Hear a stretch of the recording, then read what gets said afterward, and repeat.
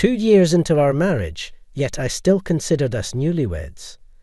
2 years after the day we vowed to spend forever together, my heart sank at the sight of my wife, unashamedly declaring, "I'm pregnant." The father was my boss. "Blas, we should wait to have kids. I want to enjoy our time as newlyweds." Those words I told my wife when we got married echoed in my mind. My name is Ryan Kitchener. I turned 30 this year. I married my wife, Susan, 2 years ago. We met at work. We were in different departments, but worked for the same company. Every time we crossed paths in the hallways of our office building or in the elevator, I thought to myself, what a beautiful woman she was. When a coworker introduced us, I was thrilled. My heart did a little victory dance. I was always looking for an opportunity to talk to Susan, and I wasn't going to let this chance slip by. I watched every movie and read every book she recommended. My attempts to close the distance between us slowly but surely started to bear fruit. Back then, it seemed Susan had a boyfriend, but I didn't ask too much about him. I indicated that it didn't matter to me. Even now, I'm amazed at my own tenacious efforts. Susan quit her job by her own volition and is now a stay-at-home wife. I'm happy that she's keeping our home safe. Susan goes to cooking and flower arrangement classes, has leisurely lunches with her friends, and lives a comfortable and relaxed life. 2 years into our marriage, around the time when our parents started hinting about wanting to have grandchildren, an unbelievable incident occurred. The busy season of overtime was over, and I was in high spirits, leaving work on time. Thinking that Susan must have been feeling lonely due to my busy schedule, I bought her favourite cake on my way home for the upcoming long weekend. We could go on a mini vacation. I picked up brochures of nearby tourist spots at a travel agency by the train station. I'd ordered takeout so Susan wouldn't have to worry about making dinner. I'm home. I managed to get off work early today. I spoke to Susan while taking off my shoes at the front door. She came running from down the hall. She seemed surprised at my early return. As I explained about ordering takeout for dinner, I handed her the cake she loves. But there was something off about Susan. "Is something wrong?" I asked as I handed her my suit jacket. She gave a small nod. There was a sullen look on her face. As I sat down on the living room couch, Susan took a seat in front of me. Then she said words that I couldn't believe. "I'm pregnant, and I want us to break up." The words hit me like a blunt force to the back of my head. I could never have imagined hearing such words from Susan. Susan, and I don't have any kids. She was the one who had convinced me, who wanted a child right after we got married, that it was too soon. Respecting her wish to enjoy our newly life a little longer, I had promised to wait for her sake. We were careful these past 2 years, so what's this new life in her belly? I want a divorce. It's for the child. I never wanted to hear the phrase "for the child" from Susan's mouth in such a situation. I thought it would be a phrase we'd use joyfully together as a couple. Susan was looking at me expressionlessly, but it seemed her intention to divorce was firm. "Please sign this. I want a divorce for the sake of my child." Susan laid out divorce papers with her signature already on them before me. The witness section was signed by Susan's parents. She had already consulted her parents. I want to know who the father is, but I couldn't afford to lose my cool here. I have my pride too, I thought. "So, you're serious?" In response to my question, Susan gave a firm nod. After that, I only remembered concentrating hard not to let the pen shake in my hand. She carefully folded the signed divorce papers, and it seemed she had already packed her things. A large suitcase in hand, she headed for the door, and I had no words. Susan didn't look back at me again. Her feelings for me were gone. It was clear from her expression. She disappeared into the twilight, pulling her suitcase behind her. All I could do was gaze at Susan's retreating figure. That night, I drank alone until I fell asleep. Because I had passed out drunk in the living room, it seemed I had caught a cold. I was hit by a headache and chills, which are different from a hangover. I called my workplace. I told them I would be taking a sick day to reflect on last night. I wondered if it was all a dream, but there were the liquor bottle and that pen on the living room table. It wasn't a dream. Susan really did betray me and left. When reality hit again, my chest throbbed with pain, and I realized the saying, the cuter they are, the harder they fall, is really true. I can't believe how much I hate Susan, who I loved so much. I have to find the other man. I spent a day raging through the belongings Susan left behind. With that thought in mind, the ring and bracelet I gave her when we were dating were still in the jewellery case. I found the wedding ring in the trash can. What was she thinking when she threw the ring into the trash can? Just imagining that made me feel dizzy. I spent all day looking for clues about the other man, but in the end, I only succeeded in raising my fever. Despite all this, I kept rummaging through her belongings incessantly, feeling as if I'd fall apart if I didn't stay busy. But because I was in such a state, my health didn't fully recover in a day. In the end, I ended up taking a week off from work. Somehow, when I managed to get myself back to work, my coworkers knew about my divorce, even though I hadn't told them yet. How are you feeling, Ryan? You're such a softy getting sick just because of a divorce. My direct boss, Tom Gary, strolled up to me with a smirk. Gary was always the type to nitpick and make life difficult for me. His overly pretentious demeanour, along with his sleazy behaviour, was always off-putting. As I begrudgingly endured his company, I suddenly realised he mentioned the divorce. Then it hit me. Before she got married to me, Susan and Gary used to work in the same department. Oh, didn't Susan tell you about the divorce? Or was your tiny little pride too precious for that? He sneered, and the pieces fell into place. Are you the father of Susan's unborn child? I asked in a low, grating voice. Gary, in an adjusting tone, confirmed. That's right. He was completely mocking me. For a moment, I didn't realize what I had done. When I came to, Gary was sprawled across the room, a toppled chair and scattered desk items around him. I felt a dull pain in my clenched fist. The ensuing chaos was like something out of a festival. Some people were helping Gary up. Others were trying to restrain me. Gary, despite being hit, was laughing. He was laughing at the future trouble. I had just invited him. He had baited me into it. Gary is the grandson of the founder of our company. I had just punched a future company executive. Of course, I was suspended, and then inevitably I was fired. I became an unemployed man, dumped by his wife. My life after that was a wreck. I knew I needed to look for a job to survive, but my actions couldn't catch up with my thoughts. I started drinking during the day, and as night fell, I would start drinking all over again. I suppose this is what they call self-destructive. I had no motivation to do anything. My only consolation was that I had savings. I wanted to thank the old me for being diligent in saving money while living such days. After about a month, a surprising visitor arrived. At first, I pretended I wasn't home.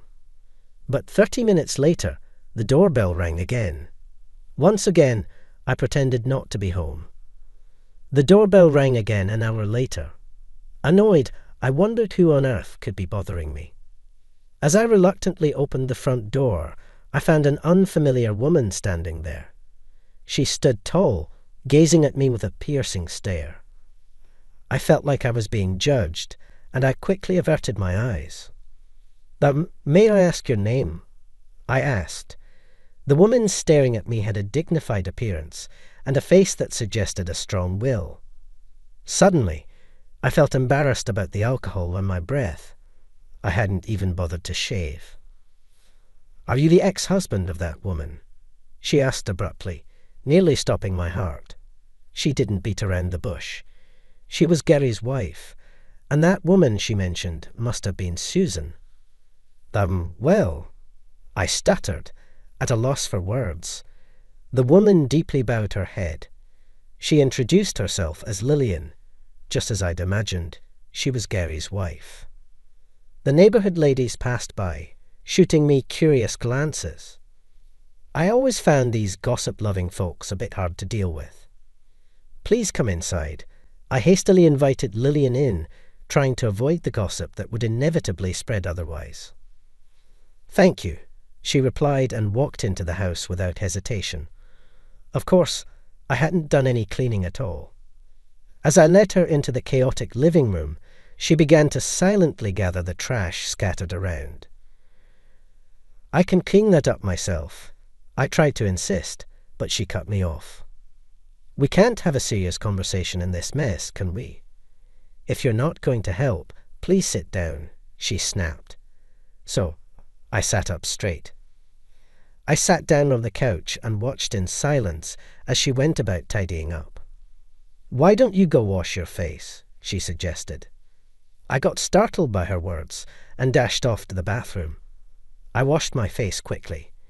I was shocked at the sight of myself in the mirror. I looked like a stranger. I washed my face and shaved. I washed and combed my hair for the first time in a long time. I felt a little bit more like a human. When I returned to the living room, the cleaning was already finished. The trash had been bagged up and set out in the hallway. "I used your kitchen," Lillian said as she offered me a cup of tea. She seemed quite reliable for Gary's wife. "Thank you. I feel like a human again," I said, surprised by how naturally my gratitude spilled out. Lillian gave me a faint smile in response to my words, but in the next moment, her smile disappeared. "My husband asked me for a divorce. He said it's because he has a child now." She cut straight to the chase. It seemed she disliked beating around the bush. "I was told the same thing by my wife. I'm already divorced. When I told her it was none of my business anymore, she let out a deep sigh. It seemed that the affairs of her husband, Gary, weren't a new occurrence. Apparently, he had resolved a previous scandal with money, and it was also with Susan. Susan took the payoff, and she immediately married me. She told me she got married as proof of ending her relationship with Gary. He had attempted to resolve it with money this time as well, but Susan wasn't budging. From Lillian's tone, I could tell she still loved Gary. She wanted to somehow get rid of Susan. So I get what you want to say. But you want to mend things with Gary and not get a divorce. This man had cheated on her twice with the same woman and even had a child with her. Could she still be holding on to feelings for him? When I asked if she didn't want a divorce, Lillian looked a little surprised. She had an expression as if divorce hadn't even crossed her mind. "Do you really think you can start over from this point?" Even I think it's a bit mean to ask, but I found her expressions and attitude intriguing. I wanted to know what Lillian's response would be. With a small smile, she simply said, "We're married after all." I don't know why, but I felt defeated. In the end, I asked Lillian to leave that day, agreeing to discuss it again another time. The day after Lillian's visit, Gary came over. It seemed he had heard from Lillian about her meeting with me yesterday. As a former boss, I decided to invite him into the living room. Gary looked around the living room and then laughed. "Find something funny?" I asked. Lillian cleaned up, didn't she? Gary said this with amusement in his voice. I hadn't noticed, but it seemed that Lillian's style was reflected in how she tidied up. Feeling the vibe of understanding between them irritated me. When I asked him what brought him here, Gary said he had a request for me. He wanted me to convince Lillian to divorce him. The request left me shocked. According to Gary, Lillian can't have children. He loves children and needs an heir. The fact that Susan is pregnant was a golden opportunity. He offered me a reward for convincing Lillian to agree to a divorce and placed a thick envelope in front of me. The sight of him trying to solve everything with money made me sick. I want kids, and that's something Lillian can't give me. At these words, I lost my patience. I grabbed him by the collar, but Gary was still laughing. He probably thought he wouldn't get punched twice. Just as I was about to swing my fist, a soft hand gently grasped my raised fist. "Is my husband worth punching?" Lillian said. She had followed Gary. "You left the front door wide open. That's careless." As she scolded me, I involuntarily lowered my fist, and I muttered, "Okay."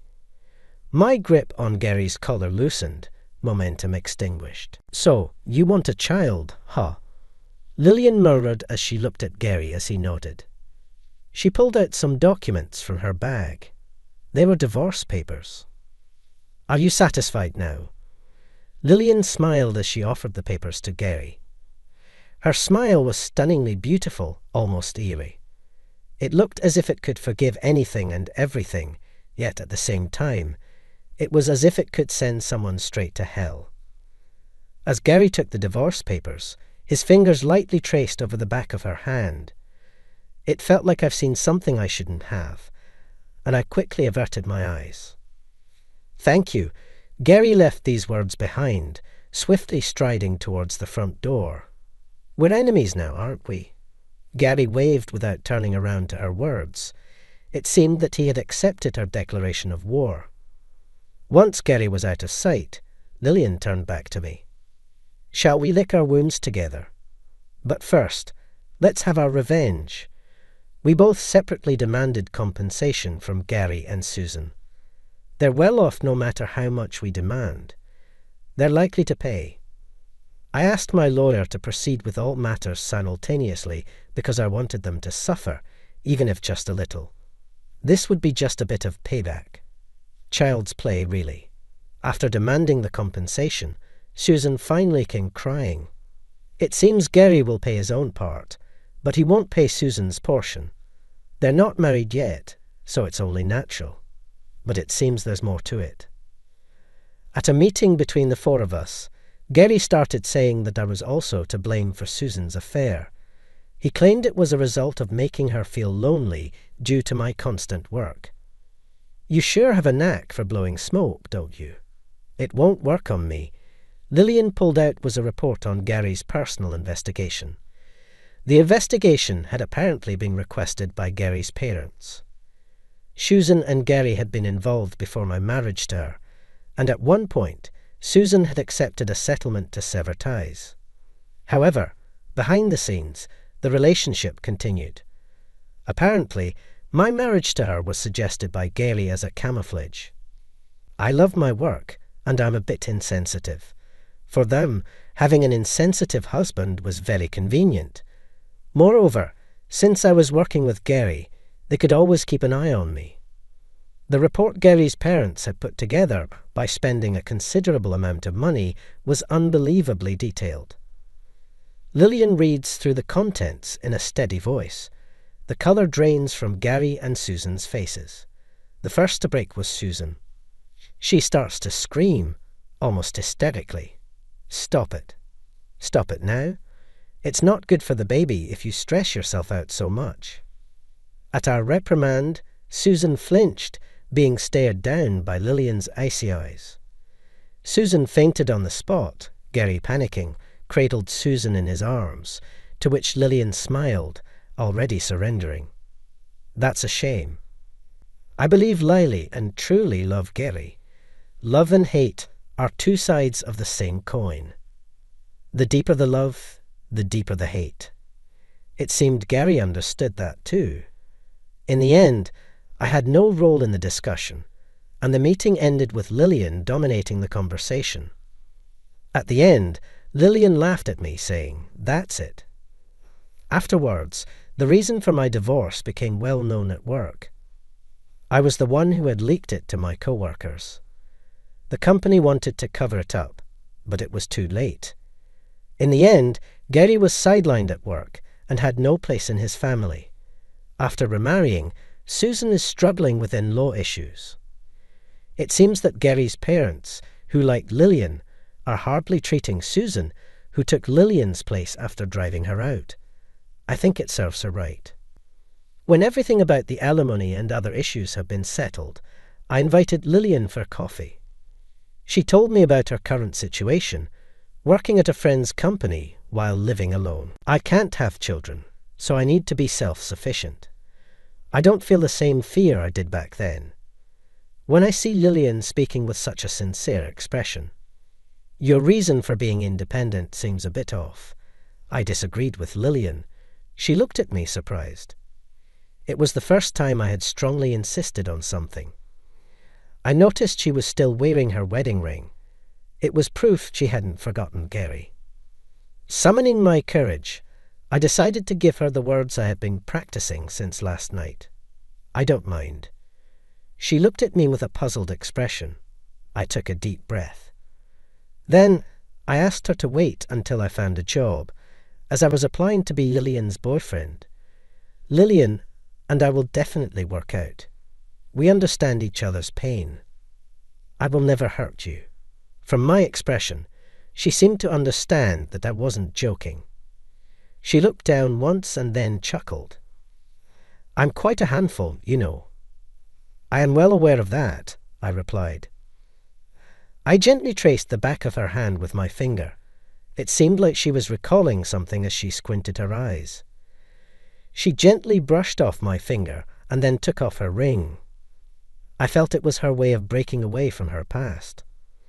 Then she lightly touched my hand, her delicate fingers tracing the back of my hand. It felt like her love was flowing into me from her finger.